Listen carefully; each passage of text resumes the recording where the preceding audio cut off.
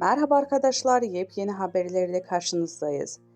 Rol aldığı dizilerle ünlü Türkiye sınırlarını aşan ve dünya çapında geniş hayran kitlesi bulunan Burak Özçivit, önceki gün başkentin Dakaya'ya gitti. Bir markanın tanıtımı için ülkeye giden ünlü oyuncu hayranlarının yoğun ilgisiyle karşılaştı.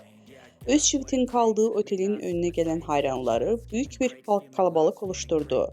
Saatler boyunca Özçivit'i bekleyen hayranları ünlü oyuncunun dışarıya çıkmasıyla izdihama neden oldu. İzdihamdan dolayı polisler güvenlik duvarı örerken hayranları da Özçivit'le fotoğraf çektirmek için birbirleriyle yarıştı.